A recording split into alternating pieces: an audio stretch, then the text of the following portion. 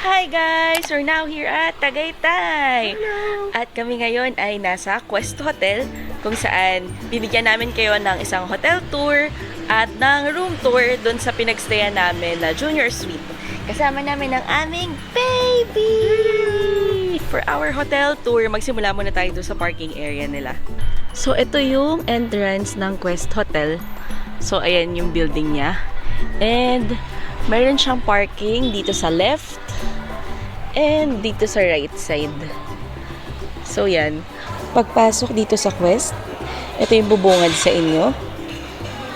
Ito sa harap yung Baker J Cafe. Ayan. So, ito yung front desk nila. Kung saan ipapakita niyo yung booking nyo. In our case, nag-book kami directly sa kanila. And then, yung pinakita ko sa inyong Baker J, ito yung nag-o-offer ng breakfast. Although, yung breakfast na included dito ay hindi breakfast buffet. So, plated yung breakfast nila. So, pag nag-book kayo dito ng room sa kanila, pwedeng direct sa site or may third party, like kunwari Klook, ganyan. Pwedeng inclusive of breakfast or exclusive of breakfast. And nanghingi din sila ng security deposit na 1,500 per night. Although kami, 3 nights kami, ang hiningi lang sa amin, 3K. Pero lahat naman ng purchases nyo, like kunwari dito sa Baker J or pag nagpamassage kayo, pwede nyo siyang i-charge sa room. Total, nandito na rin tayo. Pakita ko na rin sa inyo yung menu ng Baker J. So, ayan. Meron din silang souvenir area dito. So, yan, may shades, may shirts, may bears, and may mugs. Ito naman yung isang side ng Baker J Cafe.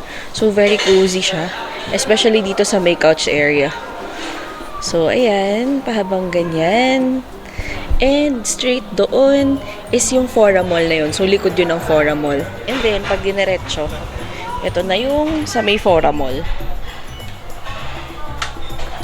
Ito sila, baby! Ito sa left side yung pool naman. Ito yung pool area nila, guys. Isang diretso lang siya. Tapos may mga seats naman. Limited lang siya. Although parang di naman masyadong napupuno to, especially nung sa stay namin dito. Take note lang guys ha, kasi nasa Tagaytay tayo, so ang labig ng tubig, especially pag hapon. Kaya most of the people naliligo sila kapag umaga or tanghali. Para habang nasisikatan ng araw, medyo umiinit yung pool. Pakita ko lang din tong daanan na to dito. So, ito yung pathway papunta dun sa Fora Mall. Meron din silang pa-love lock dito. Pero syempre may bayad. So, bibili kayo sa may hotel lobby daw. Tapos, lalagay nyo dito. If galing naman kayo sa Fora Mall, ito yung entrance. So, ito yung likod na entrance. Quest Hotel Tagaytay. And then, ayun siya.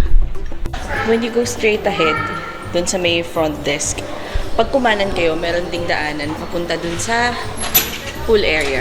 So, yan. Tapos, pwede kayong humiram ng mga towels dito. So, kung nakikita nyo, ito, sa kaliwa. Ito yung kanina kong pinakita. Oh. Ayan, may daan dyan. So, ayan yung pool area again.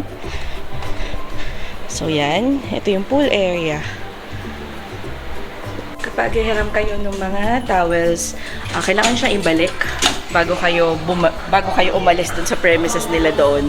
Plus, kailangan nyo sabihin kung ano yung room number nyo. Ito yung offerings nila dito sa spa nila. Yung spa nila, pwedeng in-room.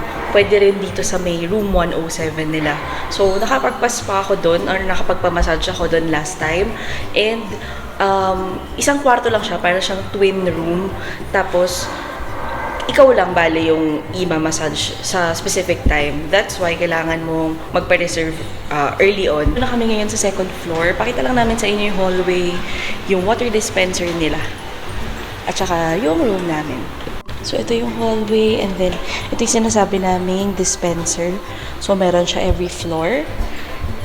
And ayan. So, yung room namin, nandun pa siya sa dulo. I'll give you a room tour ng kanilang junior suite. So, pagpasok sa door, on the right side is itong mga buttons. So, ito yata yung for the lights and then ito yung for the electricity. Tapos, on the left side naman, walang cabinet dito. So, ang meron lang mga hangers and then pwede namin isabit yung mga damit dito. So, dito, pwede namin ilagay yung mga gamit namin. Yan, ilan sa mga gamit namin. And then, as you can see, nag-provide sila ng dalawang slippers. And then, ito naman yung safe nila. So, imbis na paganon.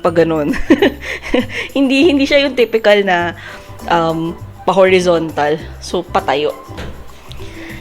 Tapos, ito naman yung kanilang ref. So, yan, kita yung loob. Parang pag bibili tayo sa convenience store. So, kasya ang mga soft drinks namin dyan.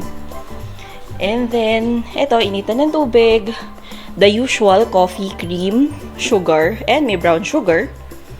Tapos, ito, walang laman kasi nakakita kami ng dispenser sa labas. Straight ahead is si Sweet Junior! Hello, baby! Ayan, nakaupo sila ngayon dun sa sofa area ng Junior Suite.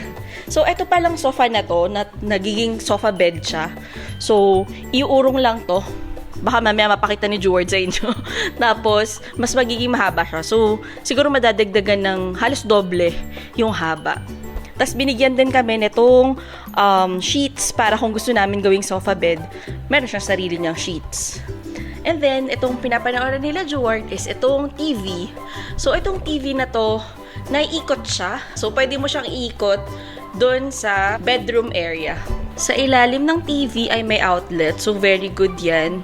Kasi nakakita ko maraming mga outlet dito. Ito pa, sa gilid. And meron din silang upuan. So, syempre, dahil may baby kami, ang dami naming gamit. Naging tambakan siya ng mga gamit. So, this is the bed area. Sa likod siya ng TV, na naiikot din yung TV para, kung nandito naman kayo, pwedeng dito kayo manood ng TV. And this is the baby cot na ni-request namin from the hotel. If you would notice, dito sa right side ng bed, meron siyang pinto, pero hindi to nabubuksan. So, yung purpose ng pinto na to, I guess, is pag gusto nyo na dalawang group, kunwari 2 groups kayo, tapos isang junior suite, tapos another junior suite, pero magkakasama kayo. So, I guess para makakadaan yung isa't isa. Kasi may isa pang pinto pag binuksan nyo to. So, adjoining room siya. Pwede siyang ganun. Then, dito sa other side ng bed is itong phone, tapos may outlet ulit. Now, pasok naman tayo dito sa CR. So, sa CR, medyo ganyan lang siya talaga dilim or kaliwanag. So, on the right, meron din siyang bathtub. So, tama-tama. Dito namin pwedeng paliguan si baby. Dito sa sink area, nandito yung hand towels, tissue, tapos may provided na lotion, hand soap. Ano to? Another hand soap, I guess. Tapos, yan. Dental kit, toilet, tissue roll, and yung basurahan. Tapos yan, the rug, and ito yung shower area. So, for the shower area, yan. So, meron silang shampoo, conditioner, and bath gel. And another bath soap. May bidet sila, by the way. So, kailangan natin yan in life. Katabi ng mirror na malaki is itong blower. Tapos, meron ding smaller mirror for makeup. So, yung junior suite, meron din siyang balcony. So, yung balcony na nakuha namin is facing Fora Mall. Tapos, facing the pool din siya. So, pakita ko sa inyo. So, ito yung balcony area. Ito yung sinasabi kong Fora Mall. So, ayan, pahaba yung balcony. Wala siyang upuan. And then, ito yung pool. Wow, walang naliligo. Parang ang sarap maligo. So, itong junior suite na to costs 4,889 for a weekday rate. Pero hindi pa yun inclusive of breakfast. Actually, hindi kami nag-avail ng breakfast kasi we've been reading reviews and hindi breakfast buffet yung breakfast nila dito. It actually charges around 600 per night. So, naisip namin baka magpa-deliver na lang or something kasi plated yung breakfast nila. Like, kung tapsilo, ganun, for 300. Baka mas may better options pa. By the way, I think it's important to know na yung TV dito ay hindi siya smart TV.